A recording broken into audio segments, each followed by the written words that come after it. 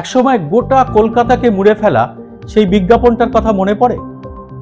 একটি সিমেন্ট কোম্পানির বিজ্ঞাপনের এক লাইনের বয়ানটা ছিল, আমার তো সেটিং হয়ে গেছে, আর আপনার? সেটিং এই শব্দটি বাংলার রাজনীতিতে বড্ড বেশি চালু হয়ে গেল 2016-17 সালের পরে।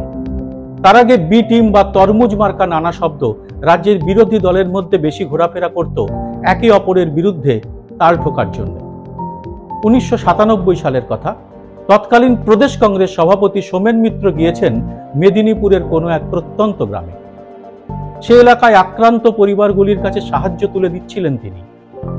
শীতের চাদরটি নেওয়ার সময় এক বৃদ্ধা সোমেনবাবুকে জিজ্ঞাসা করেছিলেন, বাবা তুমি কি তরমুজ? বাকরুদ্ধ দাপুটে কংগ্রেস নেতা এতটাই হতচকিত হয়ে গিয়েছিলেন যে পরের কয়েকটা দিন ঘনিষ্ঠ মহলে বারবার সে কথাই তুলতেন।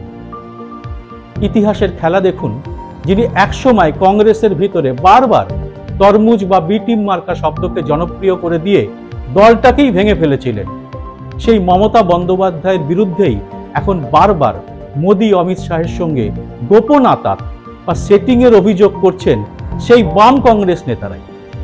গলার কণ্ঠস্বর স্যাম্পল নিতে কয়েক মাস লাগলো,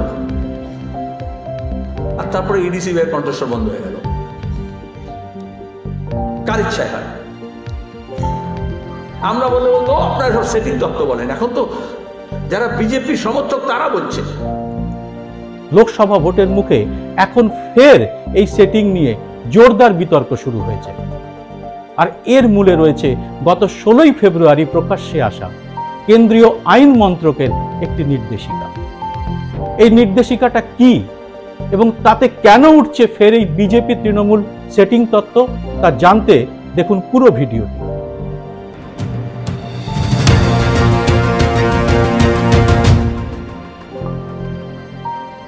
নমস্কার, সবাইকে স্বাগত।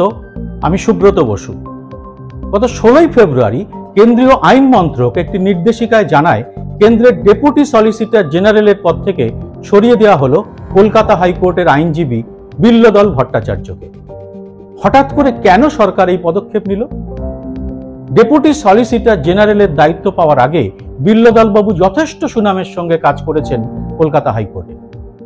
সিবিআই এর আইনজীবী হিসেবেও তার দক্ষতার প্রমাণ তিনি বারবার রেখেছেন। বাংলার নিয়োগ দুর্নীতির বিষয়টি এখন সংবাদ মাধ্যমের দৌলতে ঘরে ঘরে পৌঁছে গেছে। স্কুলে শিক্ষক নিয়োগের পরীক্ষায় পাশ করা যোগ্যদের বঞ্চিত করে কোটি কোটি টাকার বিনিময়ে যে অযোগ্যদের চাকরি দেওয়া হয়েছে, সে খবর গত 5-6 বছরে বারবার সংবাদ শিরোনামে এসেছে। শুধু শিক্ষকই নয়, স্কুল এবং পুরসভায় গ্রুপ সি বা গ্রুপ ডি পদে নিয়োগেও দুর্নীতি থাকার অভিযোগ উঠেছে শাসক দলের শীর্ষ স্তরের নেতাদের বিরুদ্ধে। দুর্নীতির দায়ে আপাতত জেলে আছেন রাজ্যের প্রাক্তন শিক্ষামন্ত্রী, উপাচার্য থেকে শিক্ষা দপ্তরের বেশ কয়েকজন হাই প্রোফাইল আমলাও। এহেন প্রাথমিক শিক্ষক গ্রুপ সি গ্রুপ ডি কর্মীদের নিয়োগ দুর্নীতির মামলায় সিবিআই এর হয়ে সওয়াল করেছেন বিল্লদল ভট্টাচার্য। এই সংক্রান্ত মামলায় সিবিআই যত রিপোর্ট দেয় তা আইনজীবী বিল্লদল বাবুই আদালতে পেশ করেন। এরপরে আসা যাক অন্য একটি পর্বে। বিষয়টা বুঝতে গেলে এটাও জানা দরকার, নিয়োগ দুর্নীতি মামলায় অভিষেক বন্দ্যোপাধ্যায়ের নাম সামনে আসার পর বেশ বিপাকে পড়ে রাজ্যের শাসক তৃণমূলের সর্বোচ্চ স্তর। কিভাবে নাম এসেছিল অভিষেক বন্দ্যোপাধ্যায়? নিয়োগ দুর্নীতিতে ধৃত তৃণমূল নেতা কুন্তল ঘোষ চিঠি লিখে দাবি করেছিলেন অভিষেক বন্দ্যোপাধ্যায়ের নাম বলার জন্য তাকে নাকি চাপ দিচ্ছে কেন্দ্রীয় তদন্তকারী সংস্থা। ওই সংস্থার হেফাজতে তার উপর এ নিয়ে অত্যাচার করাও হয়েছে বলে তিনি অভিযোগ করেন। এই অভিযোগে আলিপুরের বিশেষ সিবিআই আদালত এবং হেস্টিংস থানায় চিঠি লেখেন কুন্তল, যে চিঠি নিয়েই সিবিআই তদন্তের দাবিতে সওয়াল করেছিলেন বিল্লদল বাবু। যার জেরে বিচারপতি অভিজিৎ গঙ্গোপাধ্যায় নির্দেশ দেন ওই বিষয়ে তৃণমূলের নাম্বার 2-কে জিজ্ঞাসাবাদ করা যেতে পারে। এখানেই বুঝুন ক্রোনোলজি। আরও আছে, 2023 সালের অক্টোবরে ব্যক্তিগত গোপনীয়তায় হস্তক্ষেপ হচ্ছে জানিয়ে কলকাতা হাইকোর্টে রক্ষা কবচ চেয়েছিলেন তৃণমূলের সর্বভারতীয় সাধারণ সম্পাদকের স্ত্রী রুচিরা বন্দ্যোপাধ্যায়।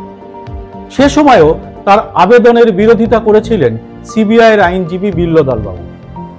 আর তাকেই কিনা সরানো হলো লোকসভা ভোটের কিছুদিন আগেই। তেমন একটা আষ্টে গন্ধ পাওয়া যাচ্ছে না। তবে গন্ধটা এতটা সন্দেহজনক মনে হতো না যদি না বিজেপির প্রাক্তন মুখপাত্র এবং সম্প্রতি দলের সঙ্গে সব সম্পর্ক ছেদ করা সন্ময় বন্দ্যোপাধ্যায়ের একটি চিঠি সোশ্যাল মিডিয়ায় প্রকাশ্যে আসত। বিজেপির রাজ্য সভাপতি সুকান্ত মজুমদারকে লেখা ওই খোলা চিঠিতে সন্ময়বাবু অভিযোগ করেছেন, দিল্লি থেকে বিল্লদল বাবুকে সরানো হয়েছে তার কাজের মেয়াদ শেষ হওয়ার অনেক আগেই। সন্ময়বাবুর দাবি, এই ঘটনার নেপথ্যে যারা আছেন তারাই আবার বাংলায় সাংবিধানিক প্রধানের পদে বসিয়ে রাখতে চাইছেন বর্তমান রাজ্যপালকে। কিন্তু যে বা যারা ওই যাবতীয় ঘটনার সঙ্গে জড়িত, তারা যে কেন্দ্রের শাসক দলের কোনো একটা অংশ, সে ইঙ্গিত দিয়ে এরপর বিল্লদল বাবুর অপসারণে নিয়োগ দুর্নীতির মামলা কতটা ক্ষতিগ্রস্ত হলো তা স্পষ্ট করে দিয়েছেন সন্ময়বাবু।